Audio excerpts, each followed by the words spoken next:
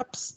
Today's event is the topic will be on NLP tools, and we have four exciting talks by speakers from the industry who are going to present their work.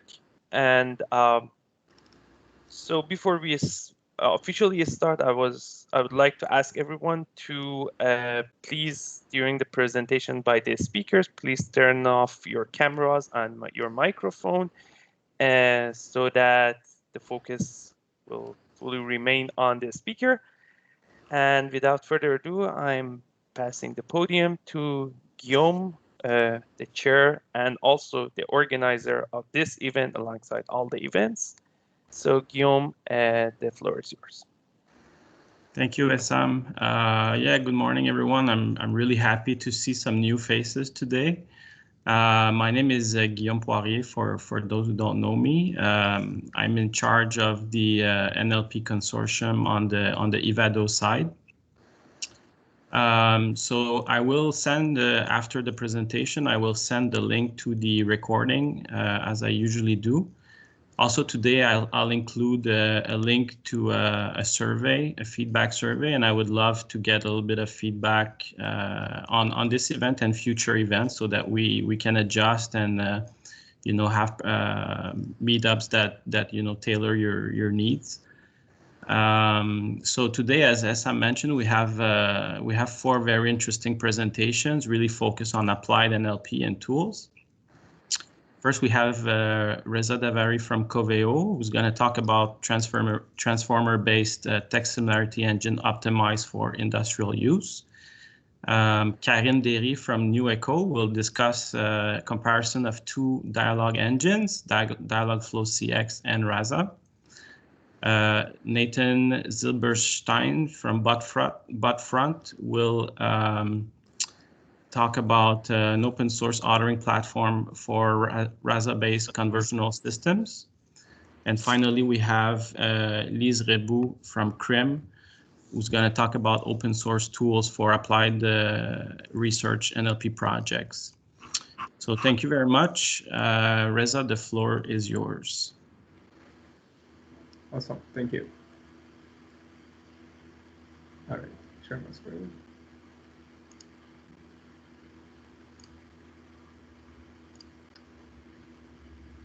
All right, can you all see my screen? Yes. All right, cool. So hi, everyone. My name is Reza.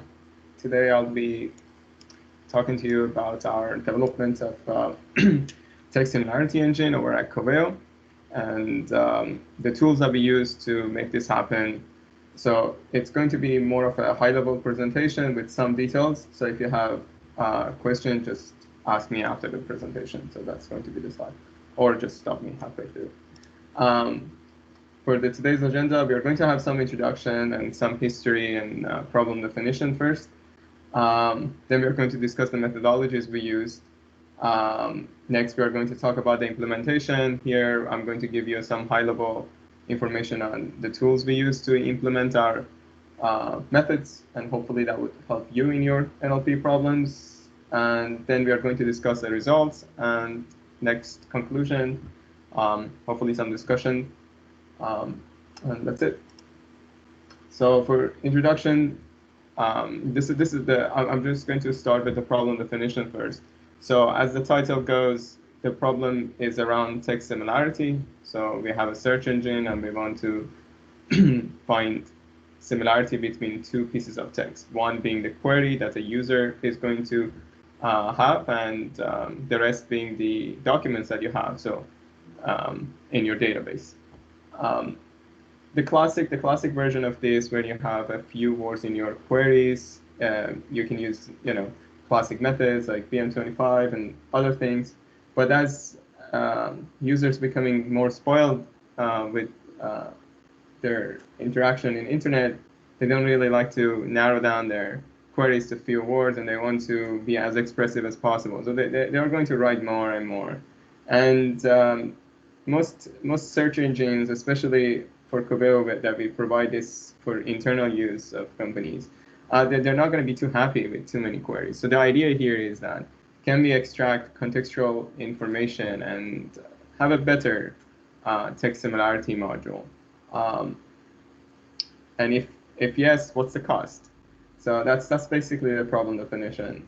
I'd like to mention that this project was done with collaboration with Ibado and Maitak. So it's kind of like a bridging the gap between industry and academia. So you're going to see a little bit of that in our methodology, where ideas derived from academia had to change, reformatted, and fit industry needs. So that's a bit foreshadowing of the next slides. For our methodologies, we mainly went with 3 methods, a bunch of other experiments that I'm not going to mention, but 3 methods kind of stand out that you can see in this picture. What we call a base method, it's more standard in academia. So if you want to do text similarity using transformer-based models such as BERT or other more recent models, the idea here is that you kind of feed the 2 pieces of text that you have, text 1 being your query, text 2 being your document. At the same time, you concatenate them, you fit them to a BERT model. Here we are calling it just the encoder. And you get some sort of a classifier at the end, which gives you a probability of these 2 matching or non-matching. And if you have a whole document in your data set, like a bunch of other documents, you have to repeat this process in batches, and you get a few numbers over here indicating the probabilities, and then you rank those probabilities and you return the highest probability back to your user as the found document. Now, there are a bunch of limitations with this approach.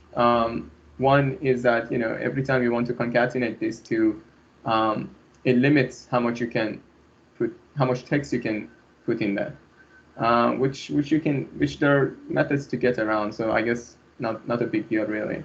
But the main downfall of this is that if text 1 comes in online, the user puts it in right now, I need to do this batch process online right there on millions of documents or hundred thousands of documents. It doesn't really scale well. Like if you have 5, 10, that maybe makes sense. But if you have 1,000 document, 2,000 document, and more, this doesn't make sense, because the similarity, this probability calculation needs to happen right there. So this thing that most of academic papers report on when they're going for text similarity, it's kind of not really good for us, although maybe it has a better performance, which we're going to discuss later, but it's not really ideal in terms of latency, etc. Then we have this, then we started with this other model we call a summary model, which is kind of like the previous model. So we have the text is going to some encoder modules. In practice, we make 2 copies of this encoder module. And then we are going to keep a summary of each text, so a single vector. We are going to concatenate them and then find this score. Since in practice, this encoder, this concatenation doesn't happen, before encoding step, and it happens later on, we can have 2 copies of this. That means I can encode all of my documents in my database prior to the user's visit. So when the user visits and they put in text, I only need to execute the left-hand side. I send their text to my encoder, get a single vector, send it to my classifier, and get a score for that, and then compare it to the rest of my database and so forth. This is much faster. The downfall of this, a little bit, we are going to see soon, is that you can't really summarize the entire text in a single vector, so it wouldn't be too ideal, I would say. But still saves a lot of time, does a lot of good, but that's the bits that we need to solve. So to solve both of these issues, we kind of modified this summary model, and we call it a merge model. And the idea here is effectively the same thing. Let's keep the encoder separated from right off the bat, so I can execute this in separation. But except when it comes to number of vectors I'm going to keep, instead of keeping a single vector, I'm going to keep a bunch of vectors. depending on how much budget I have. So obviously, the more budget I have, the more I can spend on this, the more vectors I can keep. And the more vectors I can keep, the more this bit of the network, the more chances it has to pay more attention to different kinds of information and provide better relevancy to the end user. So these are the three type of model that we experimented with. Now, in terms of implementation, most of the implementation done here that we talked about was done using Hugging Face, which is a very great library for transformer-based models. If you go for base model that we talked about, which is very standard, academic standard, all you really need to do to take advantage of this is just have your data structured in a format that they like. And then then the next step is just run a bash script. So one command line and your model is trained. You just pass the parameters. You don't really need to know what's happening underneath. But for the other two models, if you want to have more information and more control over the flow of this, you kind of need to go to their code base and maybe import a few things. So it's not going to be as nice as one command, but you can import different modules there. And then, for example, in our case, when we had 2 copies of the encoder module, we had to actually make that 2 copies, as in you create a class, you import things. So it's basically Python programming, but the development is not as hard, since most things are done in a very encapsulated version, but yet versatile. So you can change your model, you can add different components as you like. Yeah, so all of this was possible using Hugging Face. That's I guess the main message. If you want to look at it, it's a very good tool to get started. If your needs are more basic, I would say, or you don't want to be too creative about it, you can just use command line or a few lines of code to get away. But if you want to be more elaborate and implement new techniques, maybe you need to look at their code more closely and find out what to do next. Also, I don't work for Hugging Face. I just really like the tool. I guess that's obvious by now. So like for results, let's look at a few charts here. For the data set here, we use the Quora question answer pair data set, but we kind of modify it to our needs. So it's not exactly the same data sets over there, but the data source is the same. Here you can see the number of samples that we had, and the percentage of the positive sample, meaning a match. This text and this text are matching, or this text and this other text are not matching. So we have the percentage of the positive versus the percentage of negative, and the number of samples here indicated.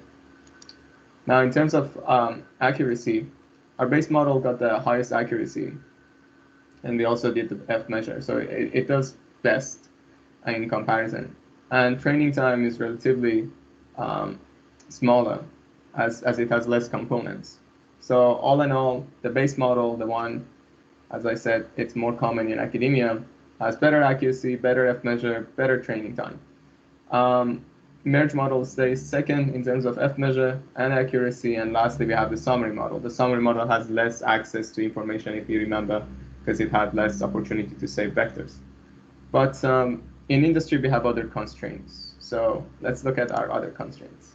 Let's look at the performance, like how much inference time is going to take us, and what the end user is going to experience. So we did some benchmarking here for the base model, for the merge model, and summary with the number of queries passed to the model at the same time. So it's basically a batch of queries. If you pass a single query, if you pass 4 queries, etc. The document comparison also is being done with 40,000 documents. So we are assuming our database is 40,000 long database. So obviously, the more document I add, these numbers are going to need to scale up.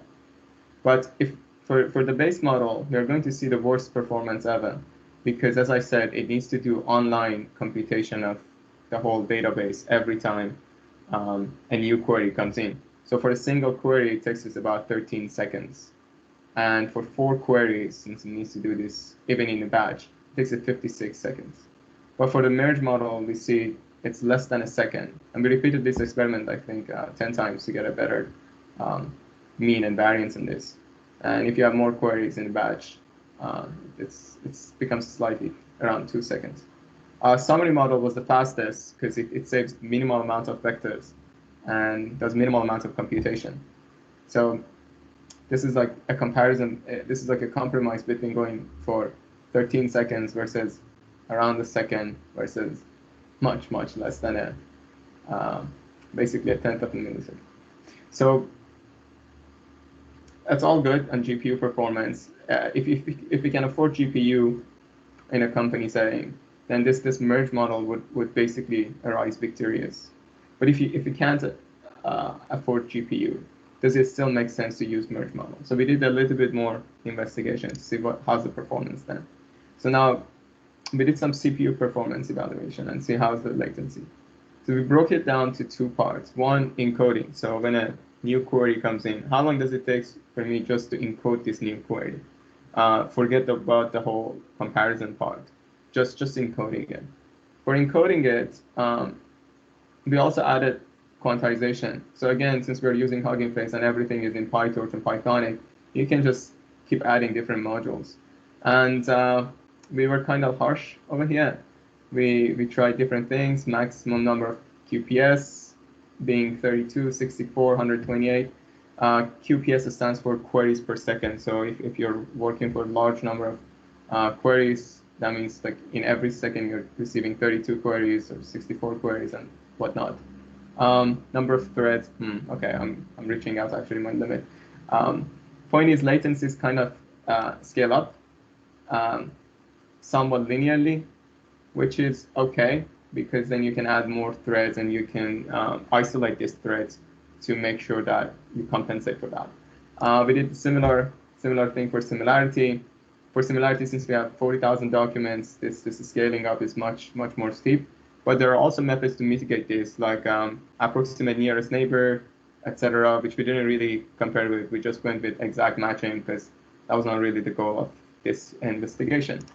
All right, I think I'm on time, so I'm just going to give a few lines for conclusion. One is I think there needs to be more attention paid to industry needs versus what academia is driving. Like there are constraints, and I think those constraints can be easily, maybe not so easily, but can be addressed in academic setting rather than being ignored and left to industries to always catch up.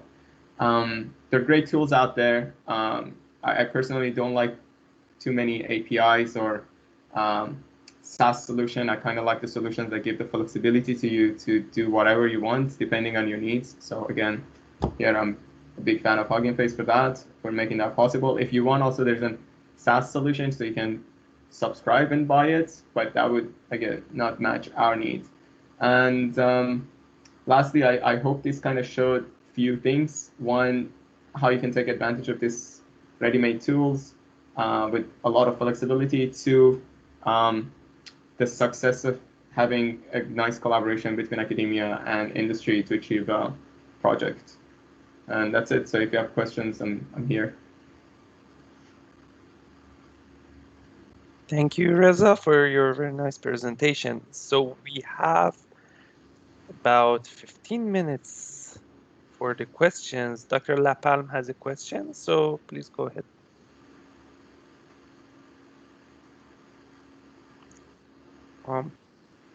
Dr. Lapalme, can you hear us?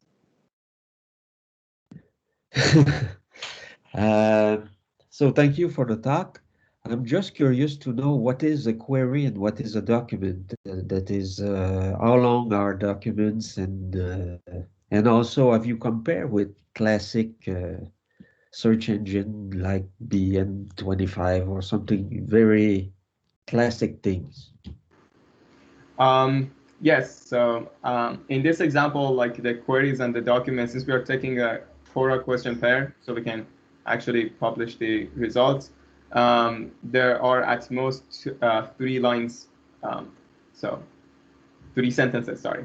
There are at most 3 sentences. But for our internal use, they go for much higher. So it could be about 1,000 words, the queries or the document, because the queries effectively are complaints sent by the client. So they can go up to 1,000 words. So they're pretty long. For this purpose of just showing some results, we went for something more available. BM25, yes, we did internal benchmarks. This method does significantly improve the results on that. I just didn't show the results here, but yeah, we did benchmark on those more common methods. Thank you. My pleasure.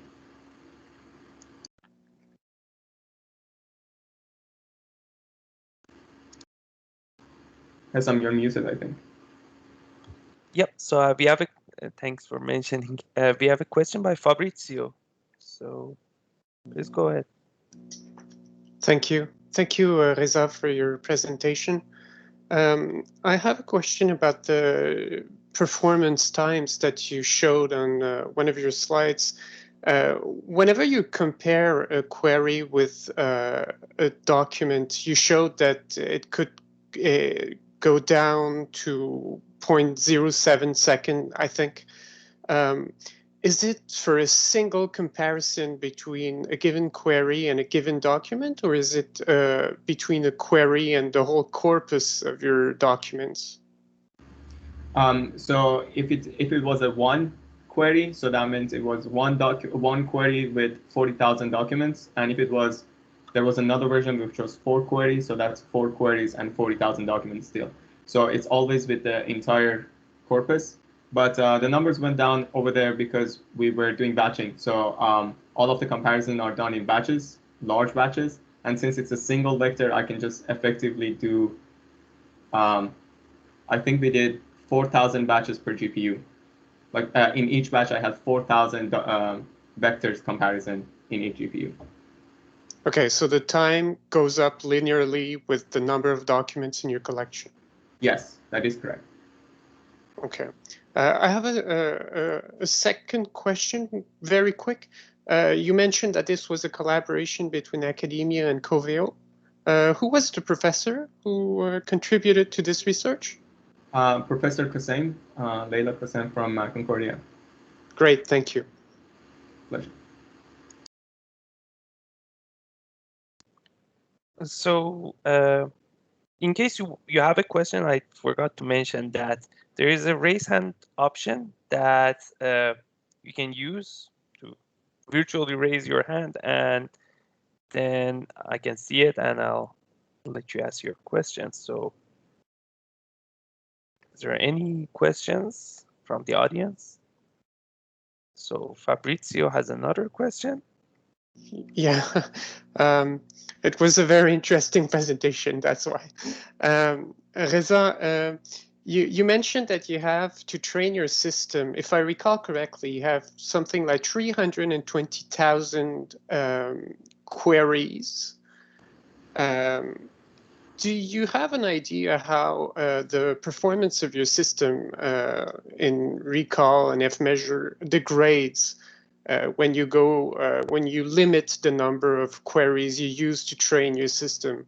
I asked the question because Coveo is very lucky. You have enormous amounts of data, but some of our industrial partners do not have that much data. They have maybe 10,000 or 20,000 queries to train with. Do you have an idea of the degradation of performance that such a system encounters when the number of queries diminishes?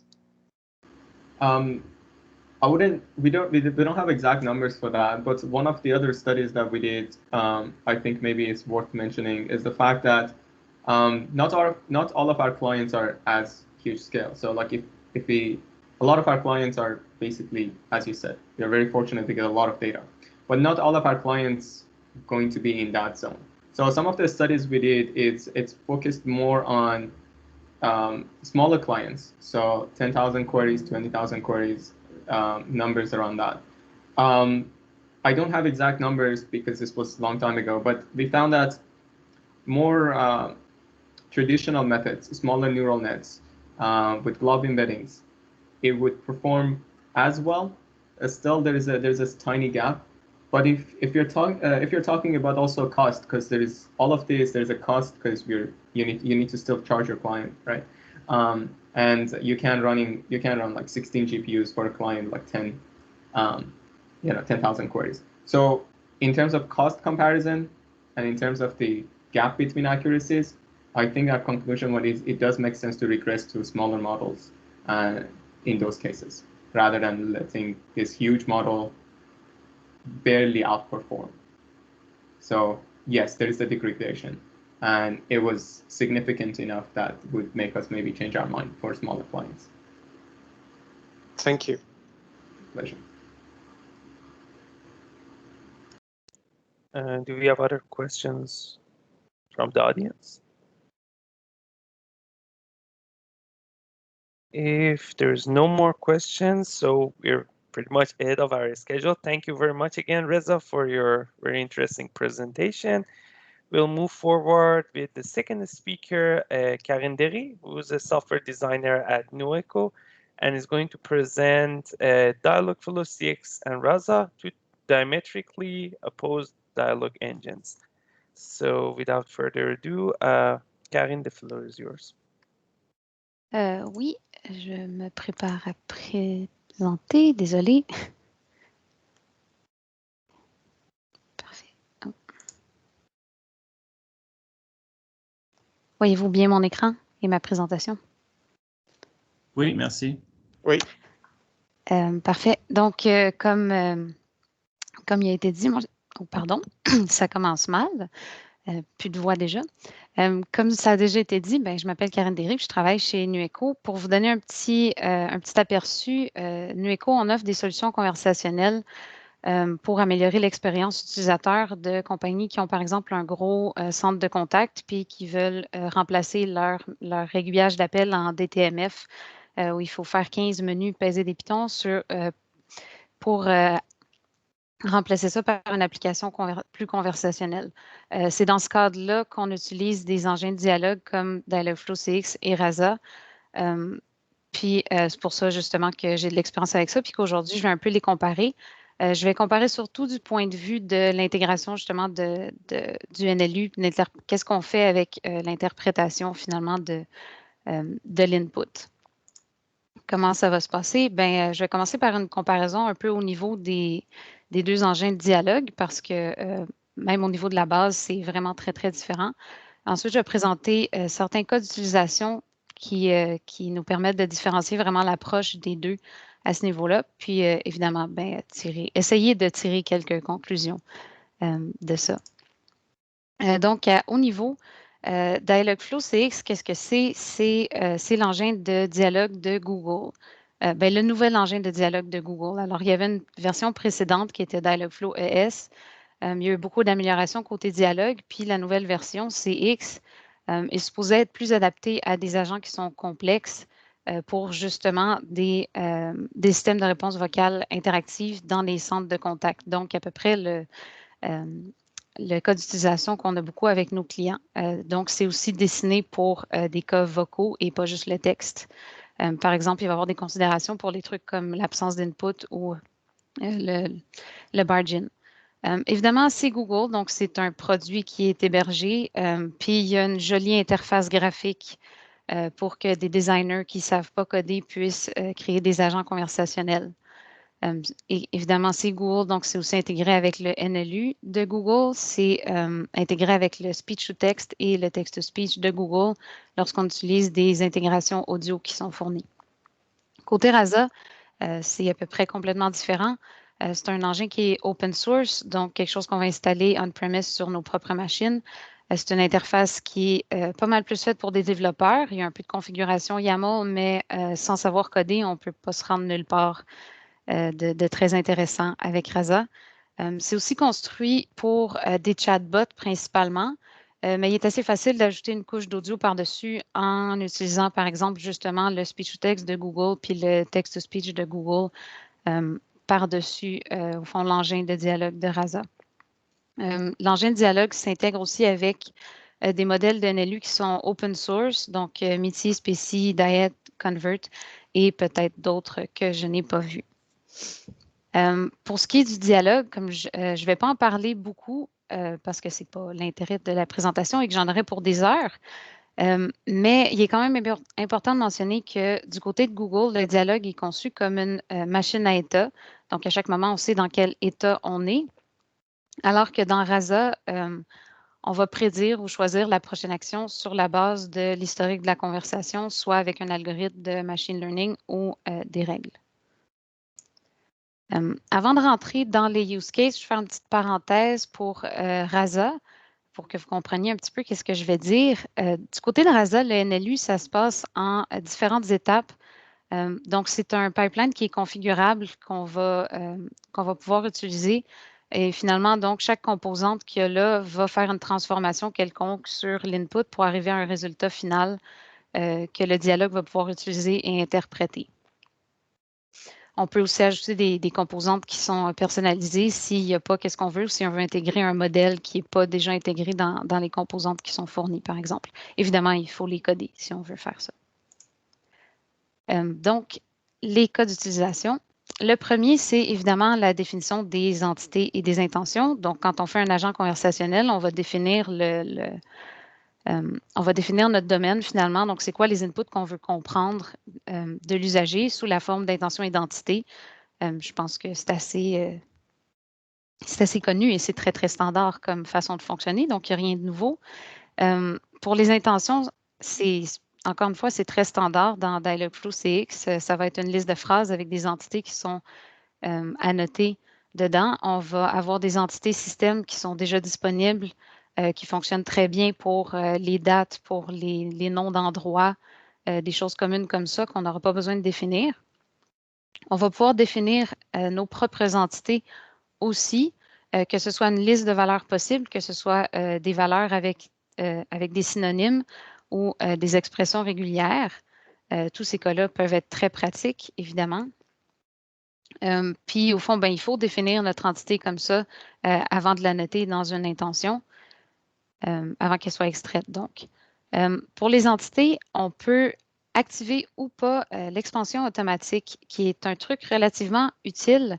Par exemple, là, mon exemple, si j'ai mis des fruits, mais si mon usager dit je veux manger un ananas, puis ananas n'est pas dans ma liste de fruits, Google va comme deviner si j'ai des phrases semblables avec, par exemple, poire, qui est déjà dans mes exemples, que ananas, c'est un fruit, puis il va l'ajouter. Mais pour des exemples, par exemple, des types de cartes de crédit, que j'ai déjà une liste définie, je ne veux pas que Google se mette à ajouter des valeurs possibles dans mon entité carte de crédit parce que je sais déjà c'est quoi les valeurs que je veux, puis je ne saurais pas quoi faire avec quelque chose qui me sortirait par erreur. Et finalement, quelque chose qui est très, très pratique, c'est qu'on peut activer le fuzzy matching sur les entités, puis à haut niveau dans notre agent, on peut activer de la correction automatique de l'input, ce qui permet à notre modèle d'être beaucoup plus robuste pour les erreurs de frappe.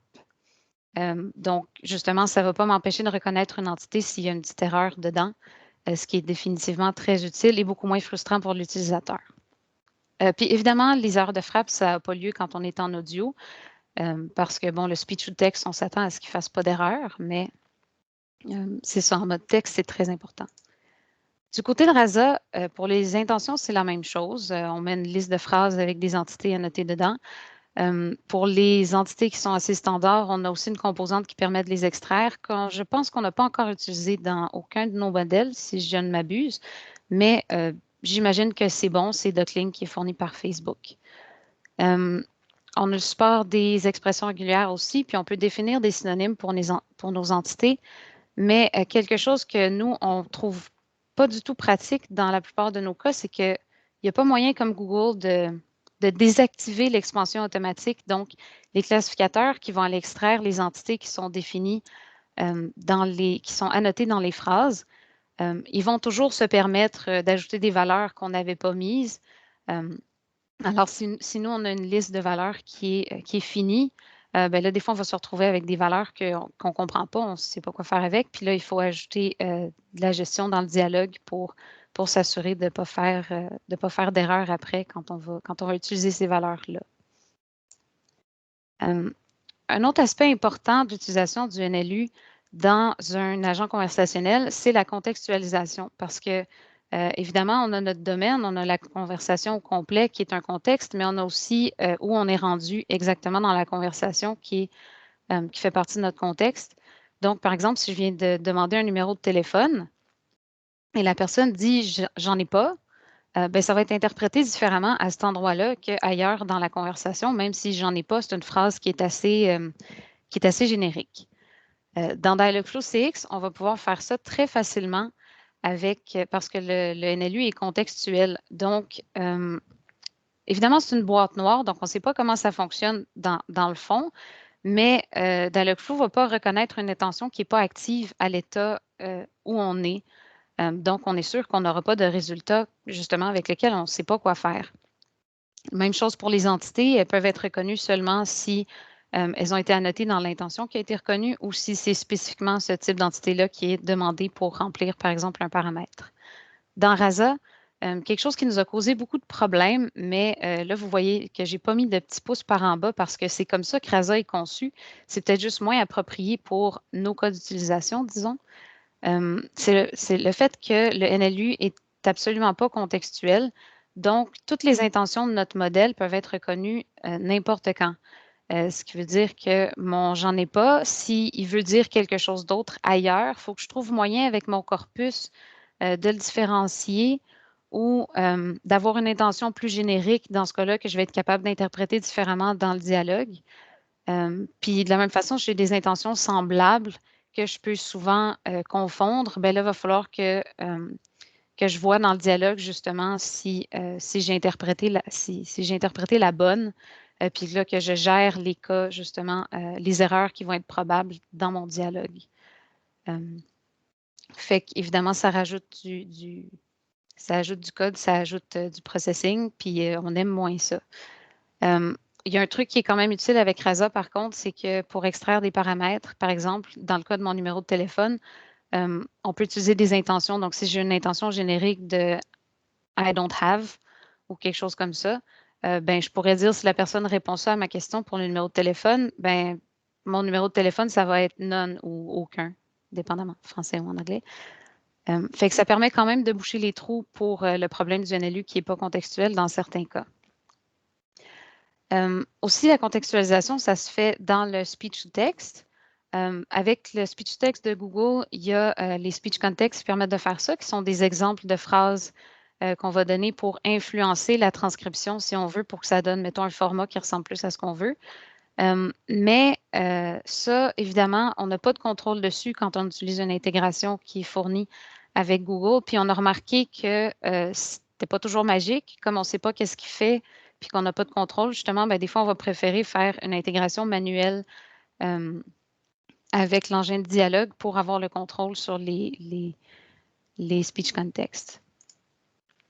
Un autre truc, quand on fait surtout des applications vocales, c'est que des fois, on n'est pas sûr de qu'est-ce qu'on a reçu. Soit on a deux intentions qui ont des scores vraiment semblables, puis qu'on veut les désambiguiser, ou on a une intention qui a un score qui n'est pas très bon, mais qui n'est pas assez faible pour qu'on le rejette. Puis, évidemment, si on n'arrête pas de dire à l'usager « Désolé, j'ai pas compris, désolé, j'ai pas compris, désolé, j'ai pas compris », ça ne fait pas une bonne expérience utilisateur. Il se sent incompris.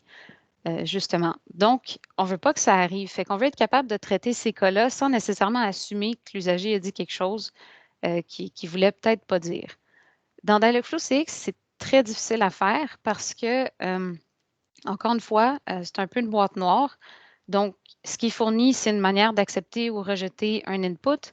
Puis après ça, on n'a aucun accès au score de match ou aux intentions alternatives. Donc, dans le dialogue, officiellement, on n'a absolument aucun moyen de faire justement de la confirmation avec comme un deuxième seuil, finalement, d'acceptation ou même de comparer deux intentions qui auraient été obtenues. Il y a moyen de contourner ce problème-là, encore une fois, avec une intégration manuelle, dont je ne parlerai pas là, parce que c'est quand même, c'est un peu trop. Mais donc, c'est ça, de base, ça devient un très gros problème de ne pas avoir accès à ces scores-là pour faire des opérations complexes comme confirmer ou désambiguiser, demander à l'utilisateur « Est-ce que vous avez dit ça ou est-ce que vous avez dit ça? » avec Rasa, par contre, on n'a pas ce problème-là. On peut évidemment définir des seuils d'acceptation, un seuil d'acceptation, puis un seuil d'ambiguïté pour rejeter si on a deux inputs, deux choix qui ont des scores très semblables. Par contre, si on ne veut pas rejeter, mais on veut bien les ambiguïser, ou si on veut confirmer, dans la conversation, on a accès à tout le score, puis on peut faire ce qu'on veut avec, ou encore dans le pipeline NLU que je vous ai montré tantôt, on peut ajouter des composantes qui font des transformations qui vont nous permettre d'avoir quelque chose justement pour nous dire de faire une désambiguïsation ou une confirmation. Donc, de ce côté-là, disons, pouvoir coder et ajouter des choses, c'est vraiment un gros avantage. Le dernier truc important dans les cas d'utilisation qu'on a, c'est qu'évidemment, on est une compagnie montréalaise, on a des clients qui sont aussi canadiens, donc ils doivent offrir des services en français et en anglais. Puis souvent, les engins de NLU qui existent vont très bien fonctionner en anglais, mais le français, ça peut être problématique. Avec Google, on n'a pas remarqué de problème. Faire des agents conversationnels multilingues, c'est très, très facile. Il y a un tout petit bug en ce moment, mais on assume que ça va être réglé pour les entités systèmes. Puis, les performances dans la classification, ça fonctionne bien en anglais et en français. On a fait des benchmarks, c'est pas pour toutes nos conversations et tout. Donc, c'est sûr que là, je dis ça, puis je ne donnerai pas de chiffres parce que ça dépend vraiment de la conversation, ça dépend des données qu'on a et tout. Mais en général, ça semble bien fonctionner en français et en anglais. Dans Rasa, déjà, il faut ajouter une couche supplémentaire de code qui n'est pas très, très compliquée pour supporter deux langues. Mais en plus, il y a quand même un petit problème qu'on a observé dans notre dernier projet, c'est que le NLU en anglais fonctionne à peu près de manière équivalente à Google avec un modèle qui s'appelle Convert. Mais ce modèle-là n'est pas disponible en français, ou en tout cas, la composante qui utilise ce modèle-là n'était pas disponible en français, ce qui fait qu'on avait une performance qui était significativement plus basse, qui était quand même acceptable, mais évidemment, c'est vraiment le fun quand on peut offrir une expérience utilisateur qui est la même en français et en anglais quand on a des clients dans les deux langues. Donc, pour finir, chaque engin de dialogue a ses avantages et ses désavantages par rapport au traitement de l'input et à son interprétation. Dans Dialogflow, on aime beaucoup le NLU qui est contextuel, donc restreindre les intentions qui peuvent être reconnues selon où on est dans la conversation. On aime comment définir des entités et qu'on peut encore une fois les restreindre aussi. Puis, évidemment, il y a une jolie interface parce que c'est Google, ça aussi, c'est le fun. Mais du côté de Rasa, on aime beaucoup la flexibilité, justement utiliser les modèles qu'on veut et tout, être capable de changer le pipeline si on voit que ça fonctionne mieux d'une certaine manière. Puis aussi être capable d'ajouter des opérations qui sont plus complexes comme la confirmation. Donc, au final, le choix, ça revient plus à quand on veut faire un projet avec un client, c'est plus, oui, les features, les fonctionnalités qu'on veut implémenter, mais aussi, tu sais, comment on veut travailler dessus. Est-ce qu'on veut que nos designers travaillent dans l'agent ou on veut laisser des développeurs faire? Et surtout, est-ce qu'on veut profiter de tous les avantages qu'un produit hébergé par Google a, l'intégration avec les autres produits Google, le support qu'on peut avoir, ou est-ce qu'on peut faire utiliser du matériel open source qu'on peut adapter à nos besoins autant qu'on le veut et selon le projet finalement. Donc, c'était tout pour ma présentation. Questions, commentaires, tomates. Thank you for your presentation. So do we have questions from the audience? So once again, I can mention that you can use the raise hand button in order to raise your hand. And Claude has a question. Please go ahead. Oui, est-ce que vous m'entendez? Oui. Yes. Bon. Merci pour la présentation. C'était, je pense, une belle présentation dans l'ensemble. Moi, ce que je voulais savoir concernant, par exemple, les modèles Rasa pour le français, est-ce qu'on peut imaginer, évidemment, qu'avec le temps, bon, il y a des modèles justement qui vont s'affiner. Est-ce que ce ne serait pas non plus un projet qu'on pourrait mener en consortium, par exemple, pour entraîner des modèles en français, puis peut-être même en français québécois, pour améliorer Rasa de ce côté-là?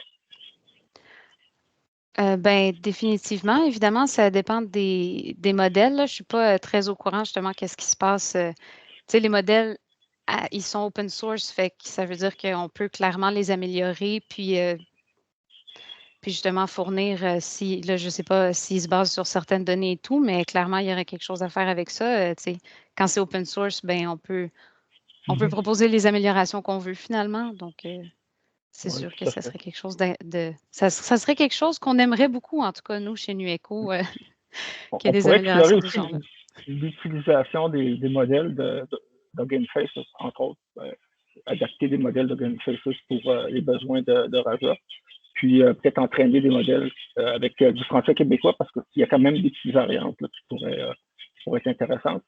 Aussi, j'avais une dernière question, c'était au sujet de la limitation dont tu parlais, c'était le fait que il n'y avait pas de restriction au niveau des entités, mais c'est pas un mécanisme qu'on peut ajouter sur Rasa. Oui, potentiellement, on peut le faire parce que c'est open source, mais bon. Oui, c'est ça. C'est quelque chose qu'on peut ajouter, mais c'est sûr qu'encore une fois, justement, c'est quelque chose qui vient automatiquement avec Dialogflow, donc on aime ça, puis c'est facile. Mais avec Rasa, comme je disais, c'est flexible, puis on peut ajouter ce qu'on veut. Donc, il y aurait moyen d'ajouter une composante qui, elle, va aller vérifier si la valeur extraite fait effectivement partie de la liste qu'on avait, puis là, qui va aller faire le ménage. Mais c'est toujours du travail de plus qui est. Mais ça ne m'apparaissait pas une grosse tâche d'ajouter ça, non? C'est pas énorme, non, mais c'est ça. C'est quand même. Disons juste que c'est plate qu'il n'y ait pas cette considération-là, parce que pour eux non plus, finalement, ça ne serait pas une grosse tâche d'ajouter ça. Peut-être une dernière question, je m'excuse, mais Rasa, la nouvelle version versus la version précédente, c'est l'ajout des règles pour plutôt que d'utiliser juste le contexte, c'est ça l'intention. Oui, ben l'ajout des règles de notre côté, parce que nos use cases sont très dirigés. On aime beaucoup ça, en fait. On est très friand de la version de Rasa 2.0, justement parce que on était capable de faire à peu près ce qu'on voulait en utilisant, même des fois, on était comme un peu obligé d'utiliser le machine learning dans la version précédente.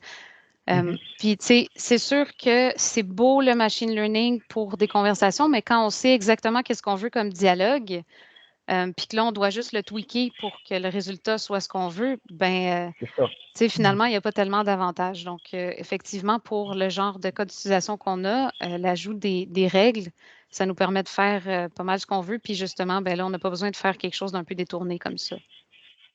Merci, Karine. Oui. So the next question is by Dr. Lapal. Oui, bonjour. Je me demandais quel était le risque que une entreprise comme vous s'appuie sur Google pour... c'est ça, je n'ai pas trop compris. C'est quoi les règles d'utilisation ou...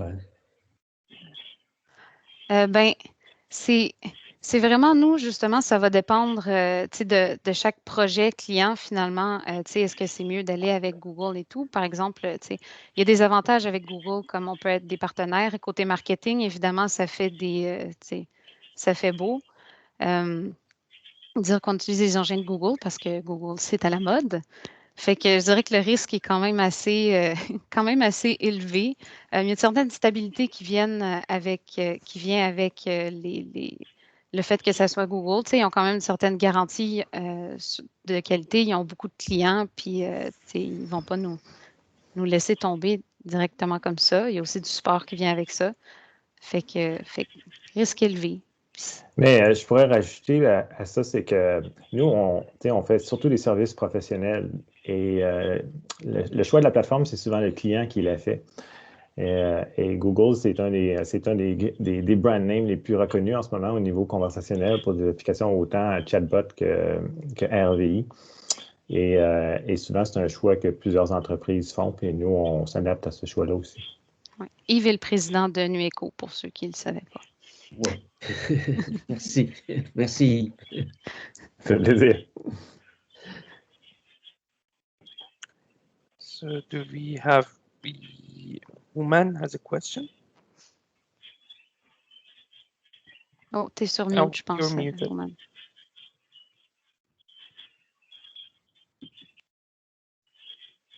Oh, still muted. Ok, désolé.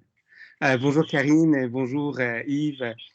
Je sais c'est quoi la difficulté d'utiliser n'importe lequel de ces engins-là pour donner un produit professionnel. Je sais aussi à quel point il y a beaucoup d'articles de blogs qui circulent, faites votre chatbot en 5 minutes, en un quart d'heure et tout ça, mais je sais que à quel point de faire un travail de qualité professionnelle, c'est difficile, et je sais que vous mettez beaucoup d'efforts à développer cet art et cet artisanat pour le faire. Donc, une question que j'ai pour vous, c'est dans le cas de Dialogflow.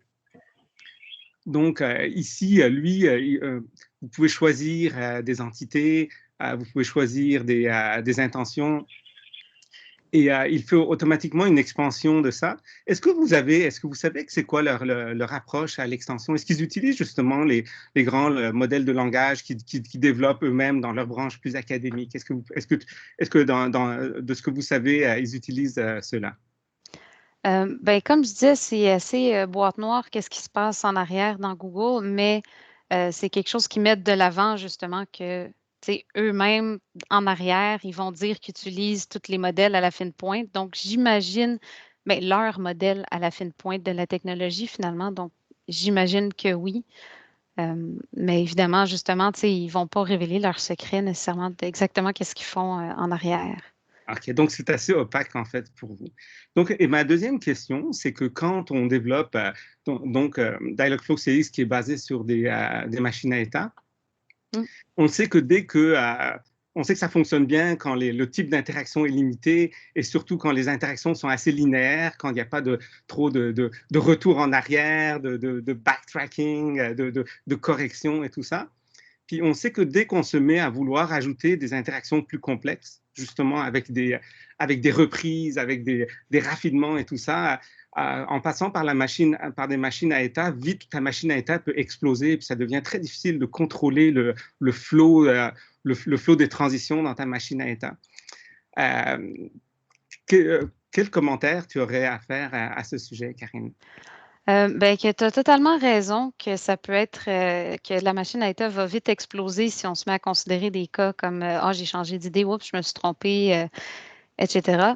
Je trouve que Dialogflow CX fait quand même un bon travail en termes de flexibilité qu'on a, justement. Ils ont quand même mis plusieurs outils à notre disposition pour gérer ce genre de cas-là. Fait que, disons que comparé à d'autres modèles de machines à état qui auraient pu être moins bien conçus, ça ne sera pas dramatique, mais c'est sûr que comme n'importe quoi, si on veut le pousser à bout puis considérer absolument tous les cas possibles, ben là, on va avoir, c'est ça, 100 états juste pour collecter une valeur. Puis, j'exagère beaucoup. Mais c'est ça. Donc, c'est sûr qu'effectivement, l'approche de la machine à état, quand on veut varier, ça devient plus difficile, là, quand on veut dévier du chemin du happy path, disons. D'accord. Ben, merci beaucoup d'avoir partagé tout ça avec nous. Bienvenue. Okay, so do we have more questions? So if not, thank you again, Karine, for your presentation. We're moving forward with the next talk by Nathan Zilberstein. I'm not sure if I'm pronouncing yes, the name Zilberstein. Nathan Zilberstein. Okay. Almost, but that's okay. Nathan is the founder at Botfront and is going to present Botfront, an open source authoring platform for Rasa-based conversational systems. So without further ado, the floor is yours, Nathan. Thanks, merci. So should I do the presentation en français ou in English? Personally, I would prefer English because I'm not really good with French, but is anybody opposing to English? Raise your hand anonymously. Oh, two people are opposed? 2 people who are opposing. Okay. Who doesn't understand French?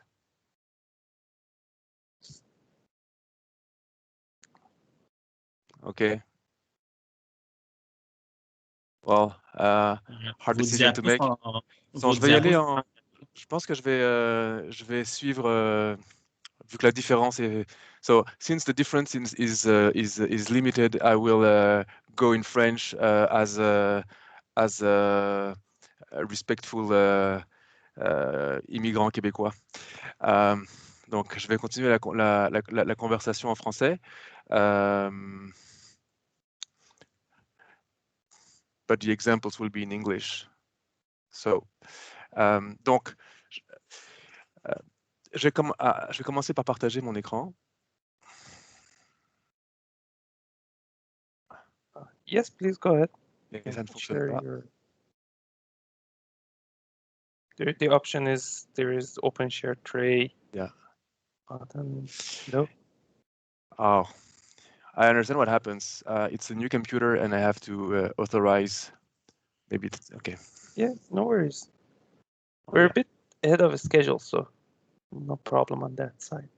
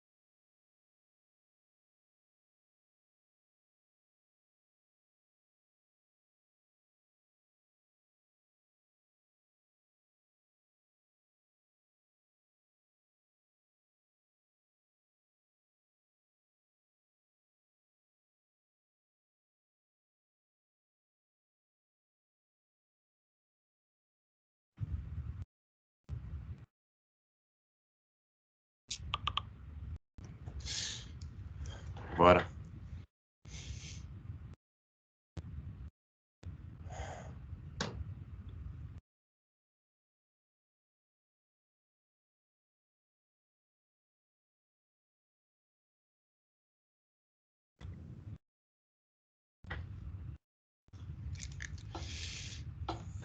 Est-ce que vous m'entendez? Yes, we can see your screen. Oui, tout à now. fait. On voit ton écran. Alors, je vais commencer. Donc, je vais juste régler le... Je suis sur le mauvais micro. Excuse.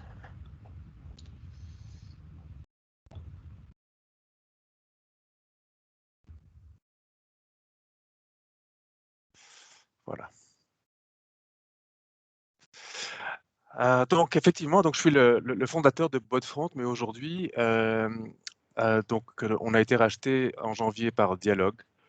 Et donc, aujourd'hui, toute l'équipe de Botfront travaille chez Dialogue. Et donc, Dialogue est propriétaire du produit Botfront. Et donc, Botfront est une plateforme open source pour les équipes Rasa. Alors, un petit historique, j'ai commencé à faire des agents conversationnels fin 2016. Et à l'époque, le paysage était différent. Il y avait API.ai qui est l'ancêtre de Dialogflow, qui avait été racheté par Google par la suite. Il y avait WIT, il y avait quelques plateformes par les géants de l'Internet, mais c'était encore très embryonnaire. Il n'y avait pas de SLA, il n'y avait pas d'offre entreprise. Et donc, pour le projet sur lequel je travaillais, en fait, ça ne fonctionnait pas pour ces raisons-là, parce qu'on s'attendait à recevoir un volume de conversations qui n'était pas garanti par les limitations des API qui nous étaient proposées dans les services dans les services disponibles.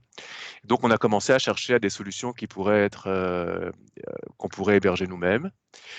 Et c'est comme ça qu'on est tombé sur, comme ça que je suis tombé sur Rasa version 0.NLU à l'époque, version 0.4 quelque chose. Donc, à l'époque,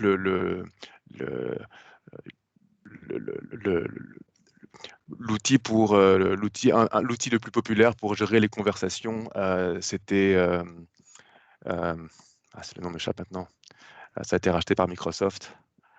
Ça va me revenir, mais donc c'était un framework open source en JavaScript. Mais donc il y avait toujours le problème de la compréhension du langage. Et donc on a décidé d'explorer Rasa à ce moment-là. C'était un produit qui était très embryonnaire. Il y avait des bugs, mais en même temps, quand j'avais soumis les bugs, ils étaient résolus rapidement, l'équipe était sympa. Donc on a quand même essayé, ça donnait des résultats satisfaisants. Puis le produit a évolué assez vite. À l'époque, ils étaient 5 ou 6. Et donc je suis rentré en contact avec eux après ce projet. Puis on a travaillé ensemble un certain temps. Donc j'étais un consultant qui faisait de l'implémentation. Par exemple, j'ai fait un projet pour eux chez Airbus. J'ai implémenté Rasa dans un projet, une preuve de concept à l'Office de la protection du consommateur. Et puis, en fait, le problème qui s'est posé, c'est mais comment est-ce que les clients peuvent avoir un minimum d'impact sur les produits que je leur livrais? Exactement comme à l'époque des premiers sites web, les clients demandaient à pouvoir changer quelque chose dans une interface sans nécessairement devoir appeler un développeur. Donc changer une phrase, faire une correction, etc. Donc j'ai commencé à créer quelques écrans pour faciliter ces opérations-là. Puis voilà, 3 ans après, les écrans sont devenus une plateforme complète. Et le rôle de cette plateforme, c'est vraiment de faciliter la création d'agents conversationnels avec Rasa et de donner du pouvoir aux membres non techniques des équipes. Donc les experts, les personnes qui connaissent le domaine, les designers conversationnels, etc. Et finalement, laisser la chance aux développeurs de faire du code plutôt que d'implémenter des flows conversationnels, ce qui est une expérience vraiment frustrante parce que ça donne toujours lieu à des allers-retours entre les équipes qui sont... Enfin bref, donc c'était pas tout le monde finalement cherchait une solution pour désengorger les développeurs. Et donc les choses principales qu'on voulait mettre en place, c'était une interface d'édition et être multilingue. Je suis d'origine européenne, on parle beaucoup de langues, on vit au Canada, c'est un pays bilingue. Et aussi en même temps, ça c'est assez récent, pouvoir offrir une expérience proche de celle que les développeurs attendent, c'est-à-dire et donc avoir des tests, une intégration Git, etc. Alors, je vais rentrer dans la démo maintenant, mais s'il y en a qui connaissent déjà BotFront, vous savez qu'il y avait avant une version open source puis une version entreprise. Et donc depuis l'acquisition par Dialog, en fait, l'intégralité du produit est open source, y compris donc les fonctionnalités qui avant étaient payantes. Alors, je vais rentrer dans le vif du sujet. Ici, ce qu'on a, c'est l'interface principale. Et si vous connaissez un peu Rasa, vous savez que les principaux outils, les éléments ou fragments de conversation, ce sont les stories, maintenant les règles, rules, et puis les formulaires. Et donc, si vous écrivez votre code en Rasa, ça ressemble à ça. Donc, vous écrivez du YAML. Avant, c'était du Markdown. Maintenant, c'est du YAML. Et donc, il y a toujours un aller-retour entre les fichiers conversationnels et puis les fichiers de langue et les fichiers de réponse. Et donc, cette interface, ce qu'elle cherche à faire, c'est tout unifier. Donc, c'est même si les éléments restent à leur place pour maximiser la compatibilité, dans l'expérience d'édition du dialogue, tout se fait à une même place. Donc, si par exemple, je fais une nouvelle conversation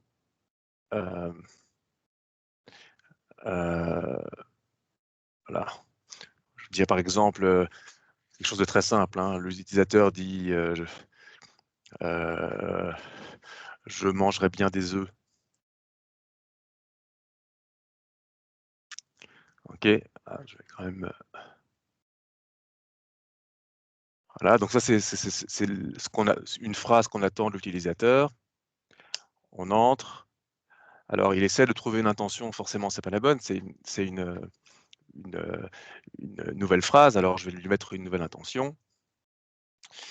Et puis, je vais lui dire, ça c'est une entité, voilà.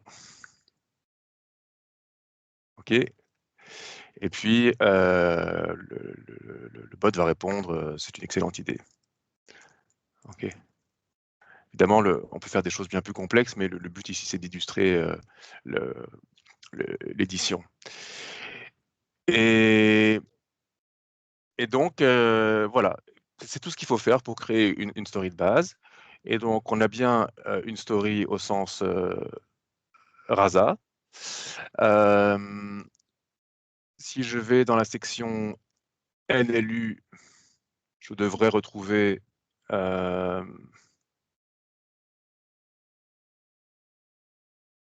phrase que je viens de rentrer. Et si je vais dans les réponses, je pense que j'ai dû oublier un mot, mais elle est là, voilà. OK. Alors, le gros désavantage des stories, c'est que, de Rasa en général, c'est que tout le monde veut l'utiliser parce que c'est open source, c'est parce que l'idée que le dialogue soit géré par un système d'inférence, c'est cool, mais en pratique, personne n'en veut. En pratique, la plupart des entreprises veulent pouvoir diriger leurs conversations. J'ai jamais rencontré une grande entreprise qui était à l'aise avec l'idée que c'était un robot qui allait décider de la prochaine étape de la conversation. Et donc finalement, le sport était finalement de contraindre les stories ou de contraindre en fait l'inférence pour en faire une machine à état. Avec évidemment quelques assouplissements pour permettre de retomber plus facilement sur ses pattes avec du chit-chat et des choses, avec de la conversation générique, etc. Et donc c'est pour ça, enfin à mon avis, qu'ils ont intégré le système de formulaire, qui était une manière d'intégrer une logique d'affaires dans une conversation. Mais c'est les formulaires, c'est très très intensif en code. Et en plus d'être intensif en code, quand ça devient un peu compliqué, ça devient illisible et très difficile à maintenir. Donc on s'est attaqué à ce problème-là et on s'est dit, ben, finalement, ce qu'on fait avec les formulaires, c'est une sorte d'arbre de décision où on pose une série de questions et on a la possibilité à chaque moment de déterminer quelle question va être posée en fonction des réponses qui ont été données aux questions précédentes. Et donc on a construit une interface qui permet de faire exactement ça. Donc ici, pour vous donner un exemple, c'est un simple formulaire je ne pourrais même pas appeler ça de triage. On demande un prénom, on demande l'âge. Puis ici, on a mis une condition.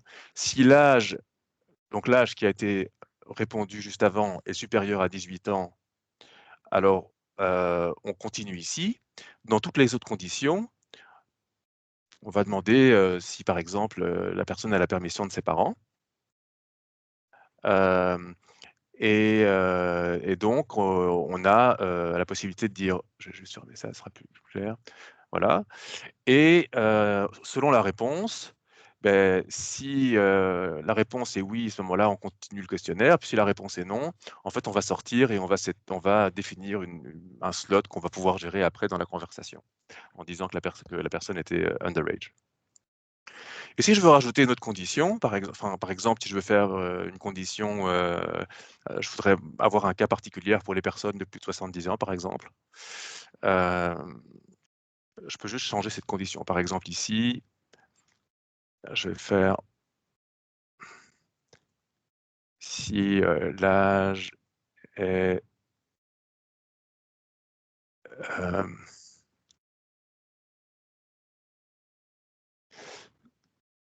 l'âge de 18.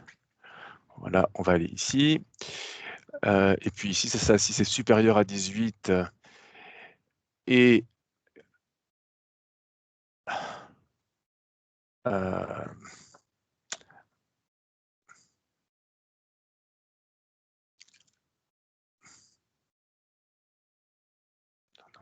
inférieur à 70. Et puis donc ici, je vais rajouter une question.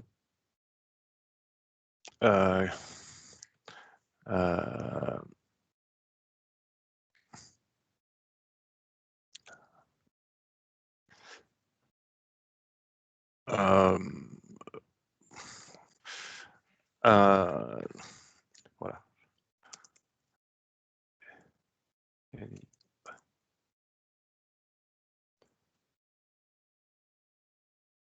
Voilà.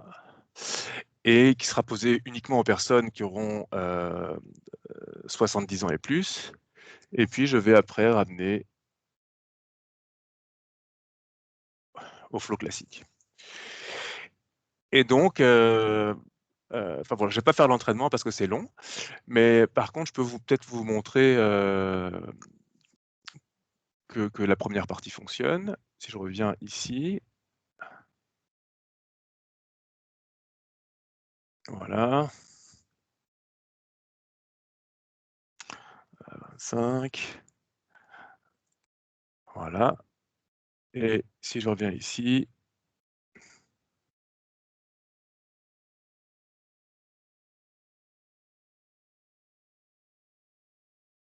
Voilà. Donc vraiment, donc voilà. Est-ce qu'il y a des questions jusqu'à présent? Non, parfait. Alors, ça, c'est une partie sur laquelle on travaille beaucoup en ce moment et qu'on va encore étendre, puisque dans le cadre, donc on va profiter aussi des innovations qui ont été faites chez Dialogue pour les intégrer ici et notamment pour étendre les possibilités à l'intérieur de ces flows-là, notamment pour faire en sorte de pouvoir imbriquer des formulaires les uns dans les autres et puis ajouter autre chose que des questions.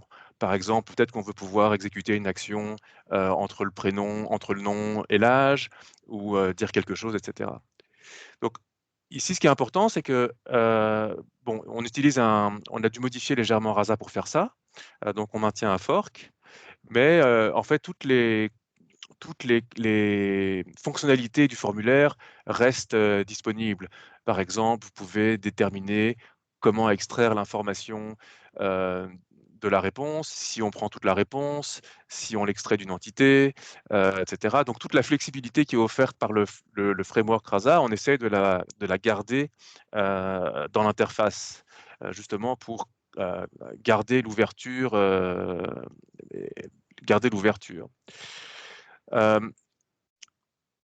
Tout à l'heure, je voulais aussi adresser des questions qui ont été posées lors de la présentation précédente. Donc, on a aussi une section NLU qui est assez riche, je pense, et donc qui est en tout cas vraiment faite pour maintenir des gros volumes de données. Et donc, vous pouvez faire des multisélections, changer plusieurs choses à la fois. Bien sûr, vous pouvez éditer, changer vos exemples, vous pouvez ajouter des entités comme je vous l'ai montré. Mais ce qui est intéressant, c'est que la limitation que...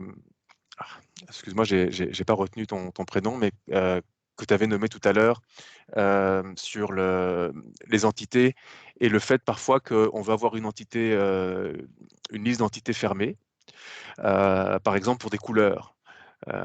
Si je veux une chemise, j'achète une chemise et tu choisis une couleur, ben, si tu supportes une certaine sélection, une certaine liste de couleurs, ben, tu veux être sûr que tu ne vas pas te retrouver dans ton système avec une couleur qui n'est pas celle que tu attends.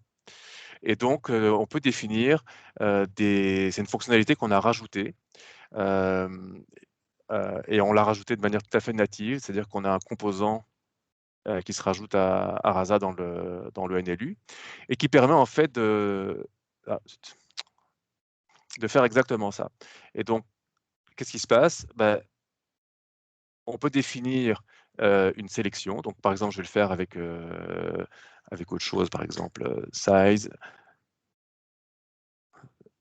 small, medium, large.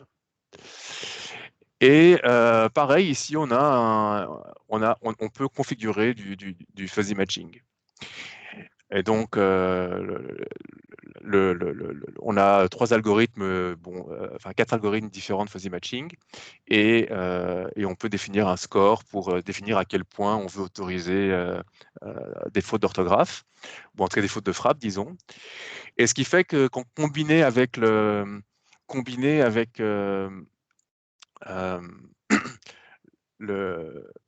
diète, ça donne un système qui est totalement résistant aux fautes de frappe. Et pour ça, évidemment, c'est pas Botfront, c'est Rasa qui l'offre. Puisqu'au fond, pour la reconnaissance d'intention, si on veut être tolérant aux fautes d'orthographe, il suffit de donner des exemples avec des fautes d'orthographe. Et donc avec le fuzzy matching, ça permet d'être aussi tolérant au niveau de la détection des entités. Et donc évidemment, si par exemple vous tapez si vous tapez medium à la place de medium, l'entité qui va être passée à votre système, ça va être medium. Donc si votre API elle attend medium derrière, elle va recevoir ce à quoi elle s'attend.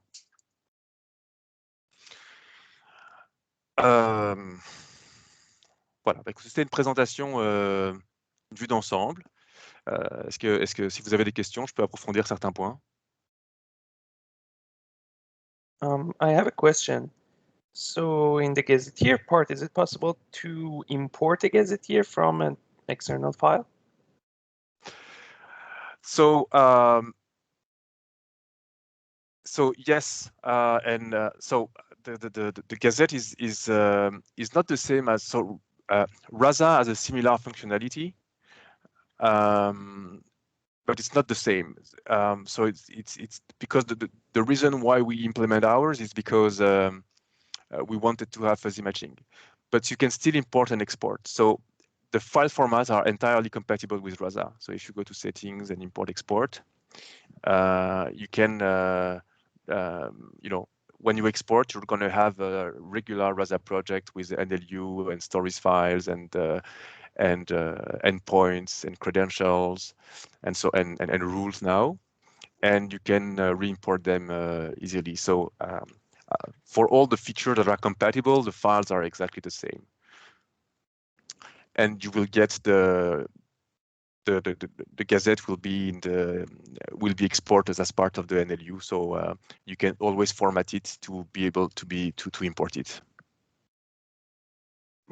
Okay, thank you. Just one question. We are pretty much in the question and answering period. So are you planning to continue your presentation, or can be jumped? No, I mean it's the goal was really to give you a high-level overview and then answer to questions. Okay, thank you very much. So as my last question, it's pretty basic one. And my question is that how would you compare Botfront to Rasa X? So it's a question I get really often, and of course I'm biased. But I think the Rasa X solve a problem for developers, but not necessarily for non-technical people. So that's my take on it. All the companies I talk to have the same problem. They want to, the developers, engineers are the bottleneck, and they are looking for ways to give the power to non-technical team members. So as far as I follow Rasa X development, they're not there yet. So they make a lot of improvements on the NLU side. But they want to remain, and that's what the founder explained me. They want to remain as domain agnostic as possible. So they won't make commitments in terms of authoring tool yet for the dialogues. I see. Thank you very much. So it seems like we have a question by Claude. I'm sorry. Before moving to Claude, I see that it seems like follow-up question asked by Alexi. It says, does Rasa X allow designing of rule-based flows? Well, to my knowledge, no. To my knowledge, RasaX is purely YAML based. Mhm. And you can Okay. edit forms. You can do forms in the interface. Okay, cool. Thank you. So now, Claude, sorry for interrupting you. The floor is yours. Pas de problème.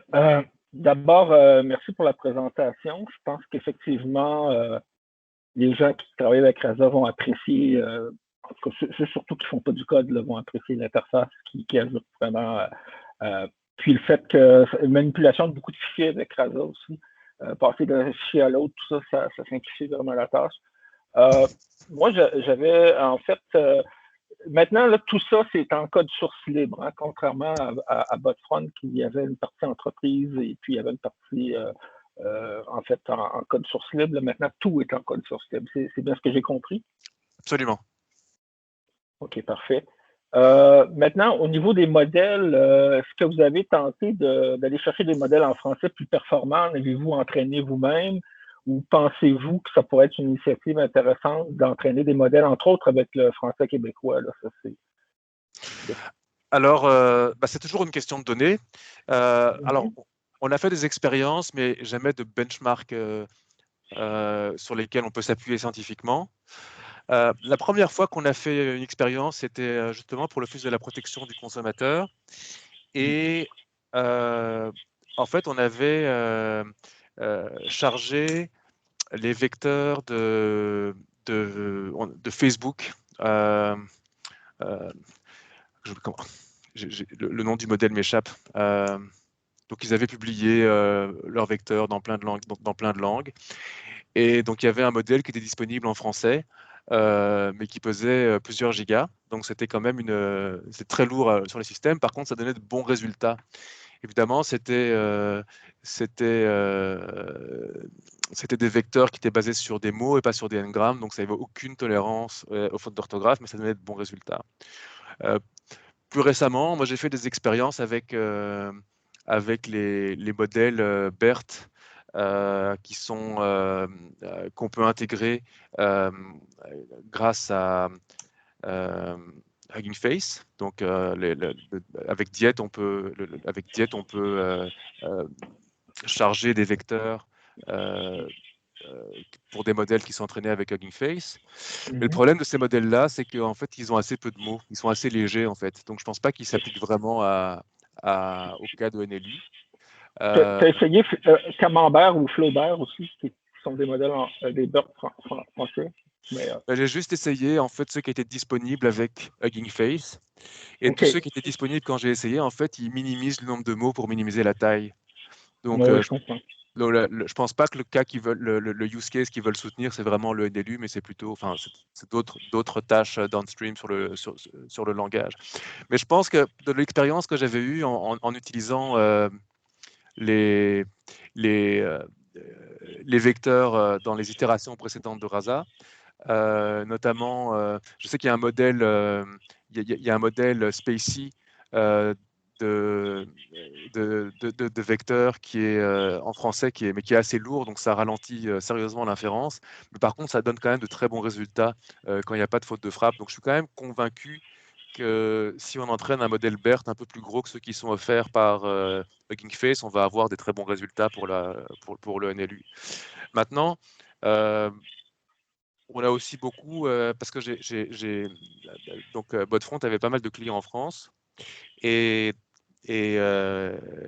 donc en populant correctement un modèle, c'est-à-dire avec assez d'exemples, on avait quand même de bons résultats avec le Diet, sans même avoir de vecteurs préchargés. C'est sûr qu'il faut plus de mots en rapport avec le domaine qu'on veut servir, mais ça donne quand même de bons résultats à la fin. Et finalement, en général, là où ça échoue, c'est quand c'est un use case qui n'est pas prévu. Parce que c'est toujours ça qui arrive, c'est que les utilisateurs, ils veulent toujours parler d'autre chose que ce à quoi pourquoi le bot est entraîné. Et donc de mon expérience, les problèmes viennent plus de ça. Pour les autres, quand il y a de la confusion entre deux intentions parce qu'elles sont proches, alors on a toujours eu recours de toute façon à des systèmes de désambiguation qui soit celui offert par Rasa ou soit celui qu'on a intégré nous dans BotFront qui présente des options sous forme de boutons de manière automatique. Est-ce que ça répond à ta question? Oui, tout à fait. Une dernière remarque peut-être, c'est il est relativement facile d'intégrer un correcteur orthographique. Si on veut faire quelque chose qui n'est pas seulement la logique floue du dispositif logique, on peut facilement ajouter un correcteur orthographique puisqu'on a accès au code source. Donc, on peut traiter l'entrée facilement. Alors, je l'avais fait. Je l'avais fait il y a quelques années et le résultat avait été vraiment désastreux. Parce qu'en fait, bon, je pense que ça a changé maintenant parce que les correcteurs orthographiques sont plus intelligents. Mais finalement, c'était rajouter un problème plutôt que le résoudre de notre expérience. Ajouter du bruit à du bruit, c'est ça. Ben, parce que finalement, surtout depuis que Rasa a introduit les modèles qui entraînent des n-grammes plutôt que des vecteurs sur des mots eux-mêmes, ça devient vraiment facile d'autoriser des fautes de frappe en simplement ajoutant dans nos exemples. Alors, je sais que souvent, on a une rigidité à le faire parce qu'on a envie que les choses soient belles et que nos modèles soient, et que nos données soient belles, etc. Mais je pense que c'est un biais c'est une attitude qu'il faut casser. Puis, il faut accepter que le modèle soit représentatif de la manière dont les gens s'expriment. Et ça donne de bons résultats. Parce que finalement, le correcteur orthographique, il fera toujours des erreurs. Il fera toujours des erreurs. Par exemple, un problème qu'on avait souvent, c'est qu'il oubliait les accents en français. Donc, il corrigeait bien, mais il enlevait les accents. Et donc, on avait fait à l'époque un petit tour du marché. Et celui qui tenait les meilleurs résultats, c'était celui d'Azure.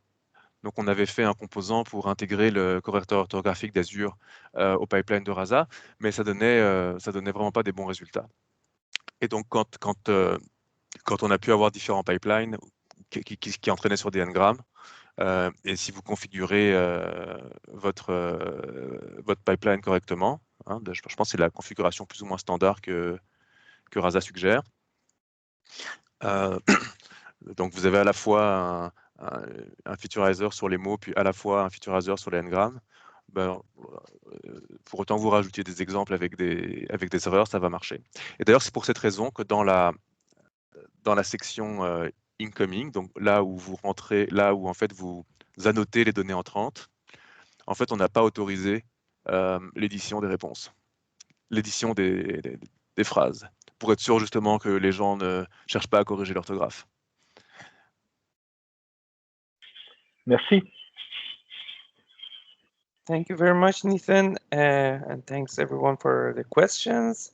So we are moving forward to the next talk, the last talk of today by Lise Reboux, who is an NLP coordinator at CRIM, and she's going to present open source tools for applied research projects in NLP. So without further ado, the floor is yours, Lise. Bonjour, est-ce que vous m'entendez? Oui. Est-ce que vous voyez ma présentation également? Oui. Alors, ma présentation, donc les slides vont être en anglais, mais je vais parler en français. Mais n'hésitez pas à me poser vos questions dans les deux langues. Donc aujourd'hui, ma présentation, elle va porter sur les outils open source pour les projets de recherche en TALN, et notamment des outils de MLOps. Donc, ma présentation va être divisée en 3 parties. Je vais commencer par vous dire quelques mots sur le CRIM, sa mission, pour vous mettre en contexte les outils que je vais vous présenter. Je vous décrirai ensuite brièvement notre méthodologie de travail. Et puis, dans la 3e partie de la présentation, donc la plus grosse, je vais vous présenter 4 outils open source que nous utilisons actuellement pour mener à bien nos projets de recherche expérimentale. Donc, je vais vous parler de Kedro, de TensorBoard, de MLflow et de PyTorch Lightning. Alors, le CRIM, c'est un centre de recherche en informatique, le centre de recherche en informatique de Montréal. C'est un centre de recherche appliquée et c'est un centre d'expertise en technologie de l'information. Notre rôle, c'est d'apporter de la valeur aux entreprises en leur donnant accès à de la technologie de pointe. Donc, qu'est-ce qu'on veut dire par valeur? On entend par valeur, par exemple, une amélioration de la qualité de leurs services ou de leurs produits, ou une amélioration de leur performance. Donc, en fait, le CRIM, il aide les entreprises à se diriger dans les nouveaux territoires de l'intelligence artificielle, tout en contribuant également à l'avancement scientifique de ce domaine. Donc, on voit là que le CRIM, le CRIM, il est situé à la croisée entre le monde académique et le monde des affaires. Comme il est proche des universités, il connaît bien et il contribue à l'état de l'art. Et par son savoir-faire, il amène des solutions aux entreprises qui ont des problèmes et des contraintes souvent très concrètes qu'on n'a pas forcément dans le monde académique. Alors, notre méthodologie de travail avec les entreprises, elle se divise en 3 phases. Une première phase d'analyse, puis une phase de planification, puis enfin une phase d'expérimentation. Puis tout au long de des projets qu'on fait avec les entreprises, on porte beaucoup d'attention au transfert technologique par des rencontres fréquentes avec les clients, par des démonstrations, par aussi on regarde le code ensemble pour que le client puisse, à la fin du projet, reprendre le code, puis le mettre en production ou refaire d'autres benchmarks. Donc, je vais vous reparler des différentes phases. La première phase, c'est une phase d'analyse des besoins et puis une phase d'analyse du potentiel des données. L'objectif de cette phase, c'est de déterminer quelles méthodes ou quelles technologies peuvent aider le client à atteindre ses objectifs d'affaires. Donc, à la fin de cette phase, on aura fait un portrait des réalisations actuelles de l'entreprise, des ressources actuelles de l'entreprise pour déterminer où sont les points d'action potentiels du CRIM. On aura réalisé aussi un état de l'art et un état de la technologie disponible pour le problème, pour le cas d'utilisation de l'entreprise. Et une partie importante, c'est aussi l'évaluation des données disponibles, que ce soit leur volume, leur qualité, la qualité des annotations, et puis évaluer aussi s'il y a des données publiques qu'on pourrait utiliser. Vient ensuite la phase de planification. Donc, le but de cette phase, c'est de planifier toutes les expérimentations, tous les bancs d'essais qui vont être réalisés. Donc, on commence par faire une sélection des approches. Quelles vont être nos baselines? Quelle librairie plus avancée on pourrait utiliser? Donc là, on a parlé aujourd'hui de Hugging Face ou de Spacie. Et puis aussi, quels sont les algorithmes que le CRIM va devoir implémenter? Pour pouvoir faire un benchmark rigoureux, on détermine un protocole expérimental en définissant notamment les métriques d'évaluation qu'on va utiliser pour pouvoir comparer les différentes approches. Et puis enfin, on fait aussi du data design, c'est-à-dire qu'on va déterminer, on va nettoyer les données, on va les analyser plus profondément, on va les nettoyer, on va chercher des données supplémentaires aux besoins, et puis on va établir toutes les étapes de pré-traitement des données. Et pour finir par séparer, par définir nos données d'évaluation, de tests et puis d'entraînement, bien sûr. Donc, à ce moment-là, peuvent commencer les expérimentations. Donc, l'objectif des expérimentations, c'est de voir parmi les approches qu'on a sélectionnées, là, parmi laquelle est la meilleure pour l'entreprise, laquelle fonctionne le mieux pour son cas d'usage avec ces données. Donc, pour cela, on a besoin d'un cadre expérimental assez rigoureux. Et puis, ça va nous permettre donc d'évaluer les approches en fonction des métriques qu'on a définies précédemment et de faire une analyse des résultats, une analyse pointue des résultats. Donc, les outils dont je vais vous parler aujourd'hui, c'est des outils qui servent au cadre expérimental, donc des outils essentiellement de MLOps, mais qui sont adaptés aussi pour des expériences en NLP. Alors, quelles sont les caractéristiques que doivent couvrir ces outils auxquels ils doivent répondre? Nous, on a besoin d'outils qui permettent un prototypage rapide. Donc, on va essayer souvent plusieurs méthodes. On fait plusieurs bancs d'essais. Donc, il faut que rapidement, on puisse déterminer si une méthode est prometteuse ou non. Donc, ce n'est pas des outils qui vont être destinés à être mis en production, mais c'est des outils pour effectuer rapidement une batch d'expérience pour vérifier certaines hypothèses. D'autre part, c'est important qu'on puisse suivre les entraînements, qu'on puisse les monitorer pour détecter rapidement des anomalies. Aussi, pour le client, il faut que ces expériences soient reproductibles. C'est l'assurance de la qualité des résultats qu'on va énoncer après. Donc, il nous faut un cadre d'expérimentation pour tester et comparer différentes approches, différents outils. Plus spécifiquement, pour le NLP, on doit supporter des pipelines de pré-processing. Des processing, c'est une partie importante du traitement du texte. Aussi, c'est important d'avoir un support particulier pour les embeddings, auxquels on n'échappe pas dans ces dernières années. Et un avantage, c'est qu'ils soient interopérables avec des librairies de NLP, comme Spacy, Inface, FastText ou autres. Comme feature additionnelle, comme caractéristique additionnelle qu'on apprécie, c'est que ces outils soient adoptés et soient maintenus par la communauté. Pour nous, c'est un gage de qualité, c'est un gage aussi d'évolution rapide au fil du temps et puis de survie à moyen terme de ces librairies. Ce qui est important aussi, c'est qu'ils soient disposable, donc jetables, parce qu'on ne veut pas, ce sont des librairies qu'on ne veut pas engager les clients à les adopter après dans leur processus de production ou pour leurs prochains travaux. Donc, nous, c'est vraiment des outils dont on sert en interne pour les projets, mais on ne veut pas les imposer aux clients ensuite. Donc, les 4 outils que je vais vous présenter aujourd'hui, les 4 outils qu'on a sélectionnés, c'est Kedro, MLflow, TensorBoard et PyTorch Lightning. Alors, je vais commencer par Kedro. Kedro, c'est un cadre Python, un framework Python pour créer du code, des projets de sciences de données reproductibles, maintenables et modulaires. Il a été créé par Quantum Black Visual Analytics à Londres. Donc, ça, c'est une entreprise de consultation en sciences des données. Et il est disponible sous licence Apache. Alors, un petit avertissement. Donc, là, c'est la version 17 et c'est un outil récent. Il y a encore des modifications, des changements incompatibles d'une version à l'autre. Donc, nous, on est encore en phase d'évaluation de cet outil, mais on l'a déjà utilisé dans plusieurs projets parce qu'il nous offre des avantages qui, pour nous, sont importants.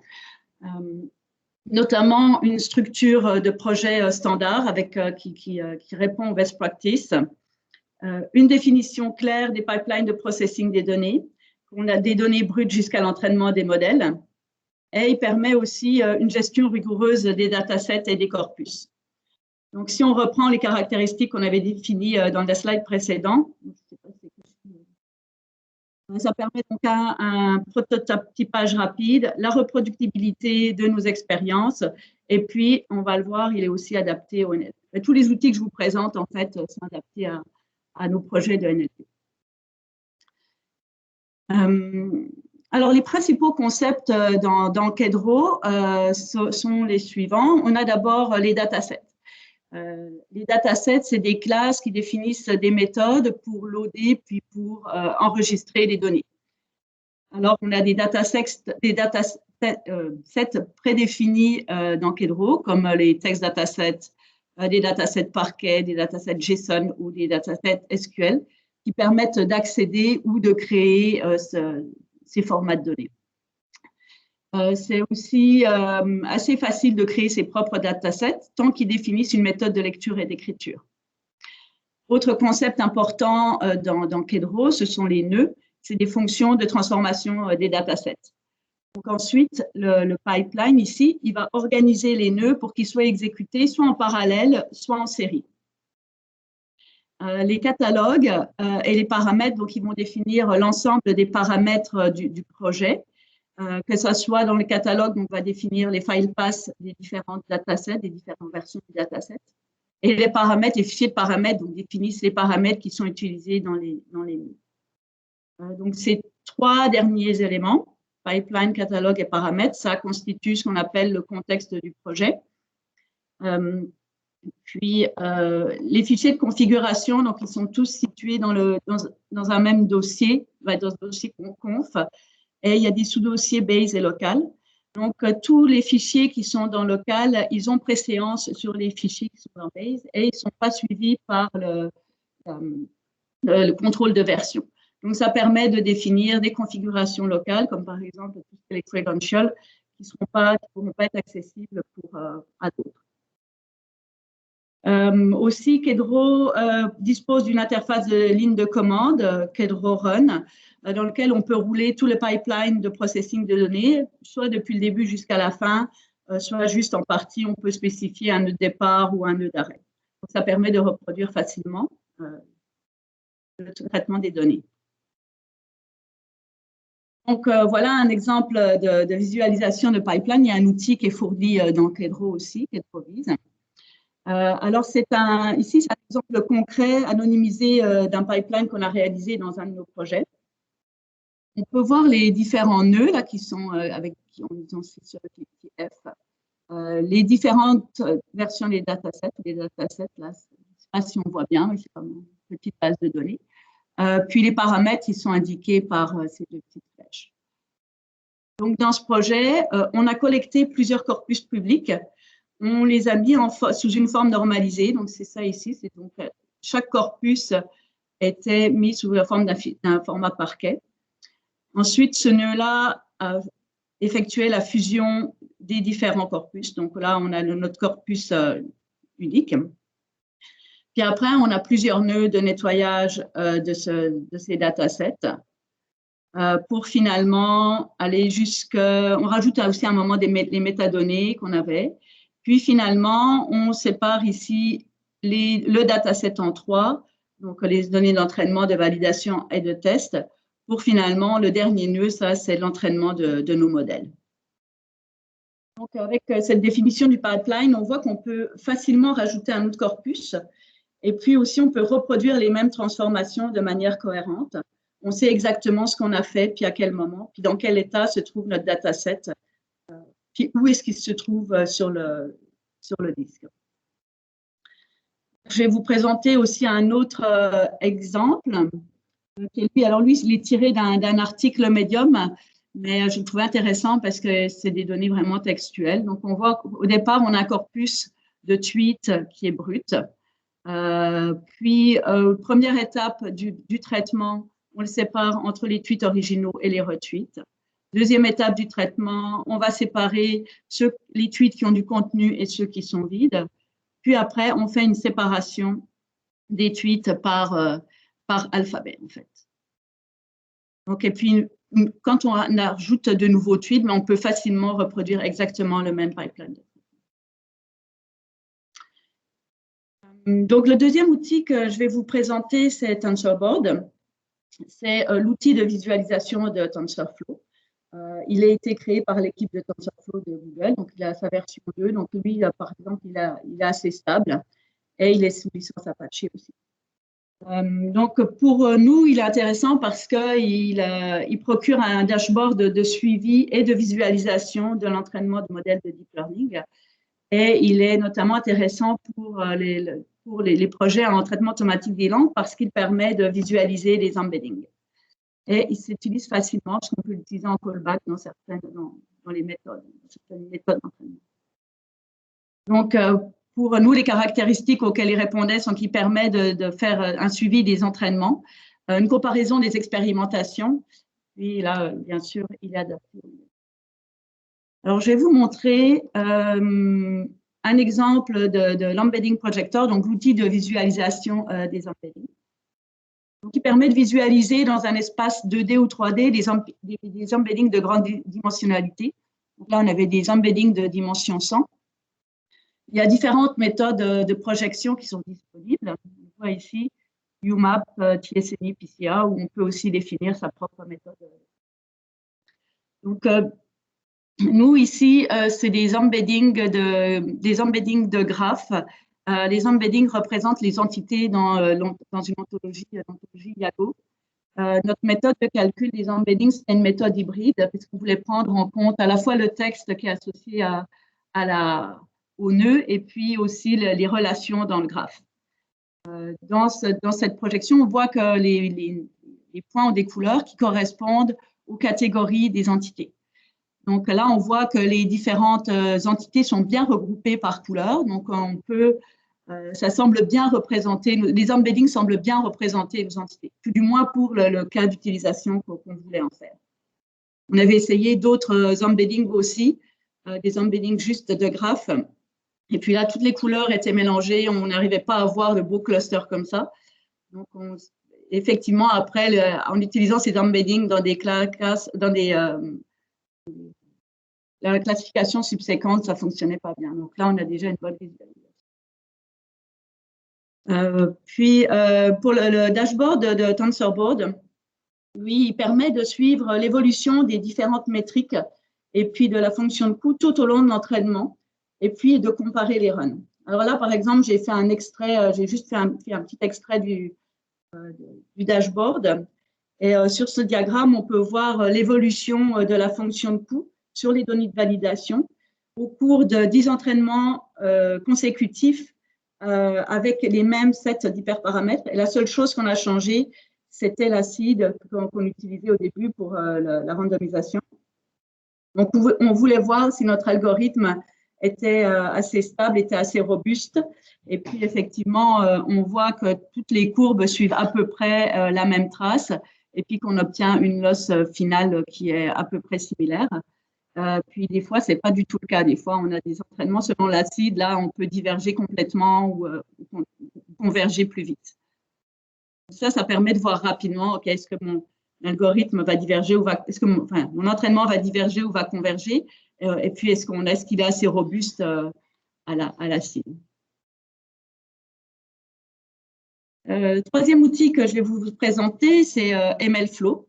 MLflow, il a été créé par LF Project, c'est aussi sous licence Apache. C'est une plateforme pour le cycle de vie de l'apprentissage machine, puis je pourrais la décrire aussi comme c'est une sorte de database des expérimentations. Donc, ça permet de stocker faire une comparaison facile en fait des différentes runs pour la même expérience, et puis de les comparer facilement. On peut créer des dashboards qui sont personnalisables et on peut y loguer facilement les différentes métriques qui sont utiles pour notre projet, avec lesquelles on va évaluer ensuite les approches. On peut aussi stocker différents artefacts automatiquement, comme par exemple des figures ou les checkpoints des modèles. Et puis, un des avantages aussi, c'est que ça s'intègre très bien avec Spacy. Il y a une API d'interfaçage. Malheureusement, il n'y en a pas encore avec Hugging Face. Donc, pour nous, ça répond aux caractéristiques de reproductibilité des expériences, de comparaison des expériences. Alors, je vais vous montrer un petit exemple avec PyTorch, comment on peut intégrer MLflow. C'est assez simple. Donc, bien sûr, on commence par l'importer. Puis après, on définit certains paramètres comme le tracking URI ou l'expérience. Puis après, il suffit de wrapper tout le code de l'entraînement qui normalement devrait se trouver ici comme une run, on le wrap dans une run. Puis à la fin de l'entraînement, on log les paramètres, les métriques, les figures qu'on veut créer, le modèle, et puis on peut aussi loguer les checkpoints. Donc en fait, c'est vraiment très peu de lignes de code pour avoir des beaux dashboards. Alors normalement, le dashboard de MLflow, il est plus beau que ça. Là, j'ai fait des copier-coller pour vous montrer toutes les informations que je voulais vous montrer. Là, par exemple, tous les paramètres. Là, on a logué tous les paramètres. Donc, si on veut refaire la même expérience, on a exactement toutes les valeurs qu'on avait utilisées. On a aussi toutes les métriques qui sont loguées ici. Puis, on peut loguer des figures, comme par ici, là, on a une belle courbe ROC qui est difficilement battable. Ce qui est intéressant aussi, c'est que là, donc, on voit les détails pour une run, mais on peut sélectionner plusieurs runs à la fois, puis les comparer, voir quels sont les paramètres qui ont été changés, et puis quel impact ça a sur les différentes métriques. Dernier outil que je vais vous présenter aujourd'hui, c'est vraiment un survol, c'est PyTorch Lightning. Ça a été créé par William Falcon et par le laboratoire de recherche de PyTorch. C'est un wrapper léger autour de PyTorch. Puis il est aussi sous licence Apache. PyTorch Lightning, nous, on l'apprécie parce qu'il prend en charge certaines routines de l'entraînement. Donc, on a moins de code à écrire, donc c'est en général moins de sources de bugs. Il permet aussi une intégration très facile de TensorBoard et de MLflow par des callbacks. Donc, on a encore moins de code à écrire pour utiliser TensorBoard ou MLflow. En général, c'est juste un ou deux paramètres à rajouter. Autre utilisation, autre avantage de taille, en fait, par rapport à l'utilisation PyTorch direct, c'est que le code est agnostique du hardware, du matériel.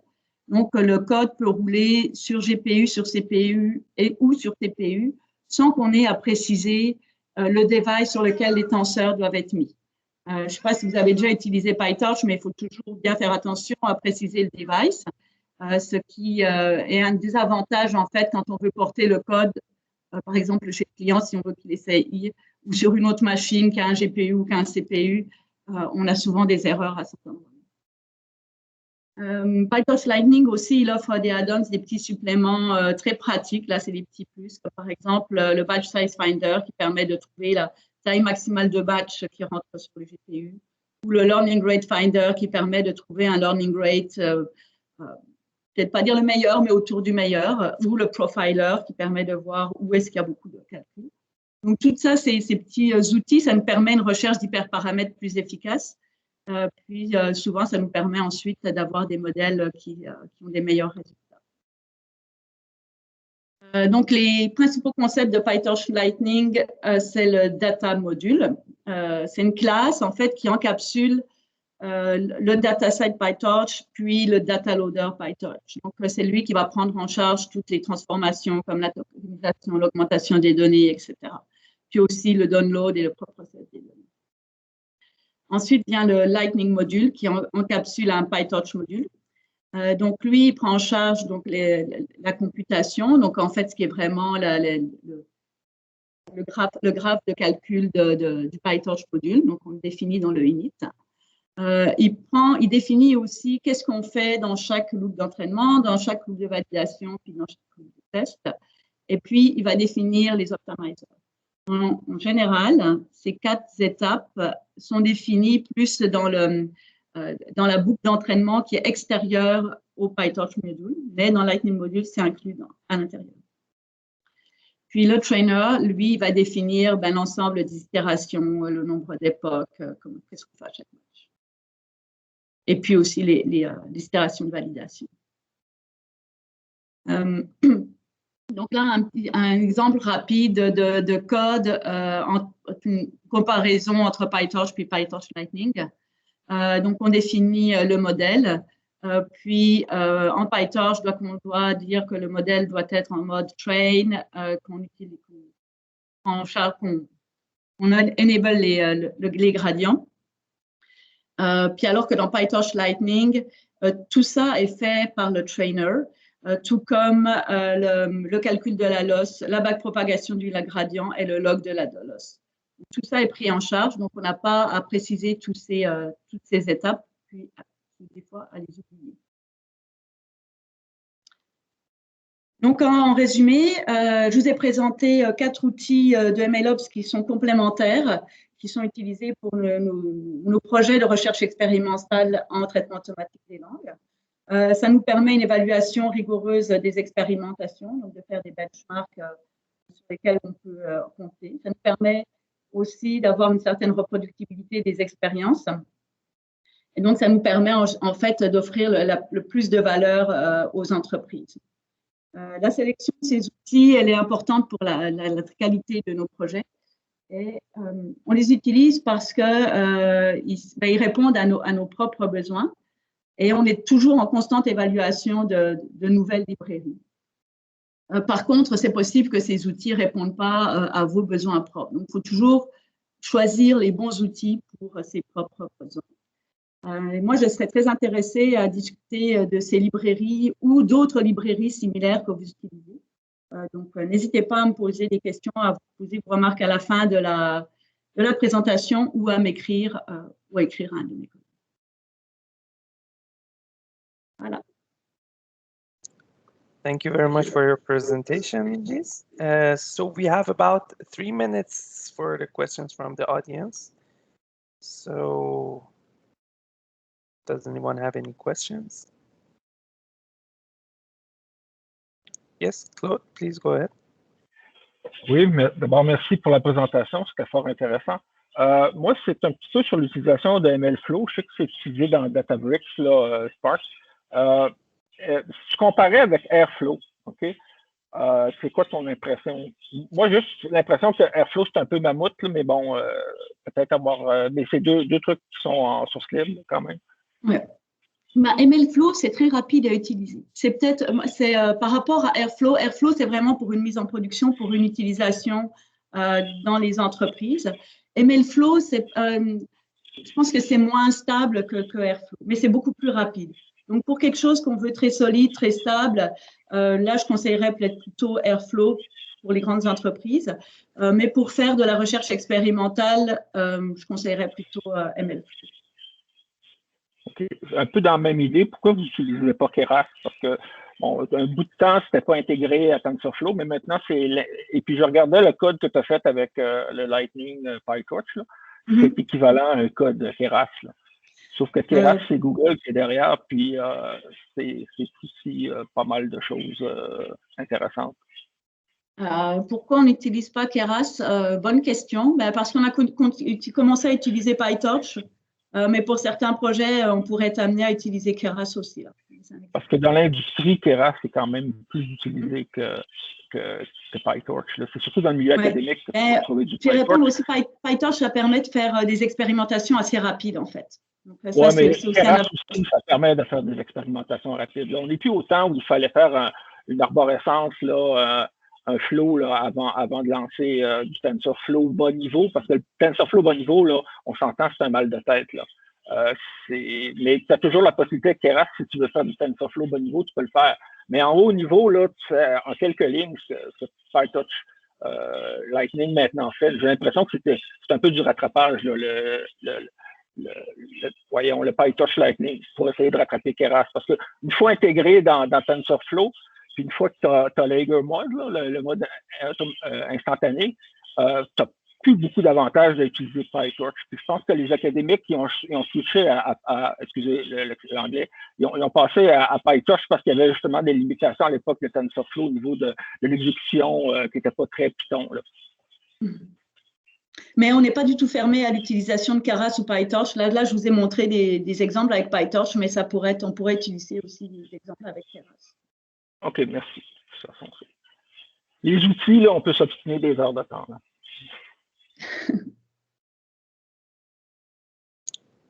We have time for maybe one more question.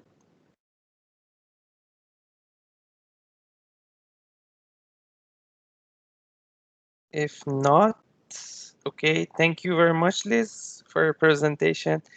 We've reached the end of our today's event.